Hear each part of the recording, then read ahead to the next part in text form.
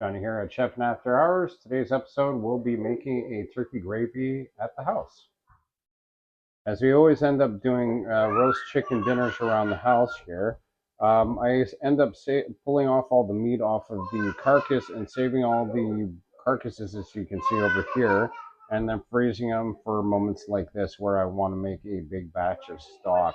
You can also see here that what I usually do when I end up getting a turkey is I ended up splitting it into 2 meals worth, because I'll level with you, a big turkey for a family of 4 is enough to feed for several days, even after it's been split in half. Here's basically what I've done. Like, you'll see one turkey breast, leg piece, and a thigh or whatnot, and of course the wing part.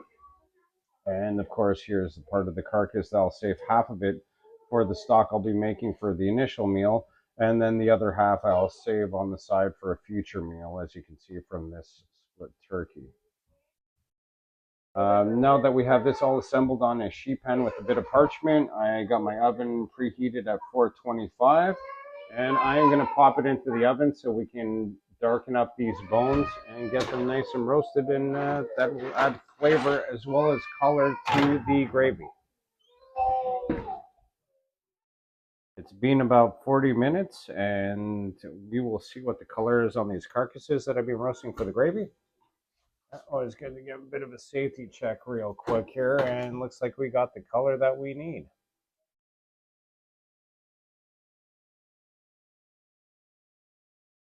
Now we have all the roasted carcasses in the pot. Just like the chicken carcasses that I save from each roasted chicken dinner that we have at the house, whenever I have the extra drippings that I don't end up using for any sauces that'll be going with those meals, I usually end up just freezing them up in Ziploc bags and again, saving them to throw into stuff like this. So what I'm going to do is I'm just going to pop these into the pot. Now, back in the day when I was in cook school, is they always said that the best way to do things to derive as much flavor out of the bones is to use a cold water start, bring it up to a boil, and then simmer it for about 4 to 6 hours when it came to poultry stocks.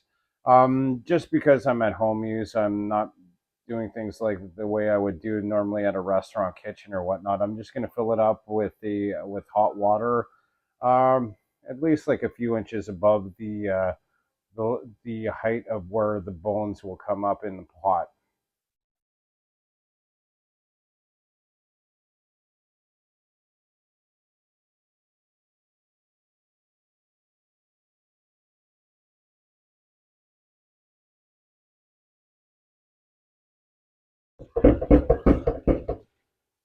There we go. That should be a little bit more water there. I just wanted a little bit higher up. Added a bit of mirepoix, which is traditionally carrot, celery, onion with a ratio of 2 parts onion to 1 part celery, 1 part carrot. I would normally like to use yellow or white onions for this because they're inexpensive, but purple onion is what I have, and that's what we're going to go with. Got our stock up here to a boil. I'm going to drop her down so we can get a nice little simmer going on. And again, going to be simmering this for about 4 to 6 hours. Got this stock up to a nice rolling boil. I'm going to drop it down to a simmer for the remainder of the cooking time. The stock is finally done. I'm bringing it up to heat.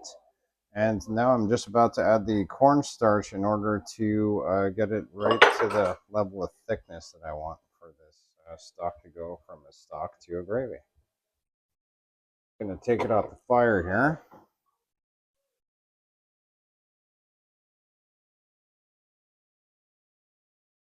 Got my cornstarch and water, aka slurry, and I'm going to add it to the chicken, or sorry, rather the turkey gravy, just to thicken it up. You can generally feel right off the bat as you're adding your cornstarch slurry, the liquid will start to thicken up a bit.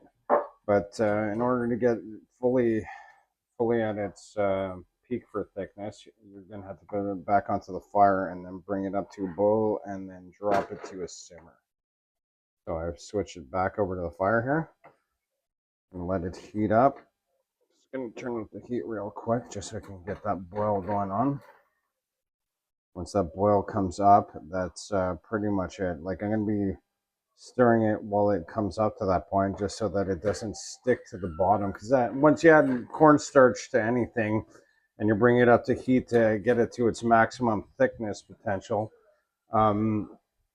it will have a tendency of burning to or sticking to the bottom of the pot, and if you're not stirring while you're doing that, it will burn, and unfortunately that burn will. I've put the pot back onto the heat after I've added more cornstarch slurry to it.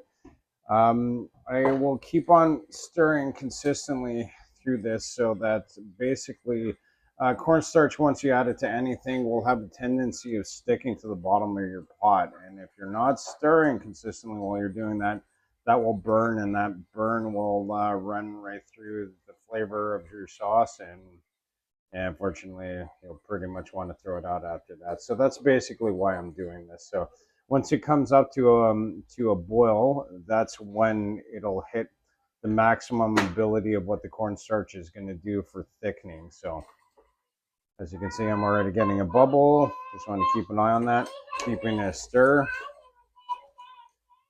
Once I get up to a bubble, or rather a boil, then I'm going to drop it down to a simmer and then let it go for about 5-10 more minutes. Again, stirring all the way through. And there you have it. It's at a boil now. I am dropping it down to that simmer that I was mentioning.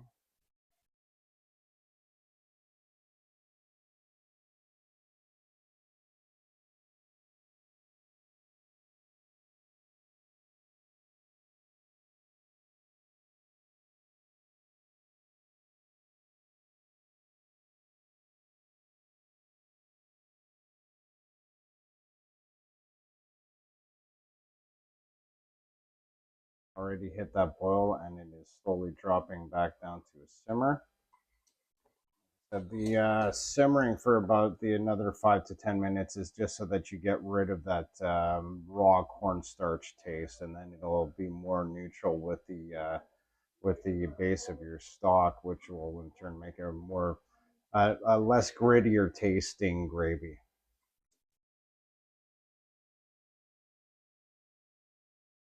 What I like to do on some occasions, I'll add a little bit of 35% cream at the end of it, and essentially that turns the gravy into a velouté, if you will. But in this case, I'm going to pretty much keep it the way it is. If you want it to be a little bit darker than what you're seeing right here, it really is as simple as just roasting your bones a little bit longer. And it may be a little bit of a hit and miss the first couple of times that you're going at it, because you're basically learning as you go. But yeah, just like I said, with experience, you'll start to notice like just exactly how dark you want the bones, and in turn, the darker the bones are, the darker your gravy is going to be.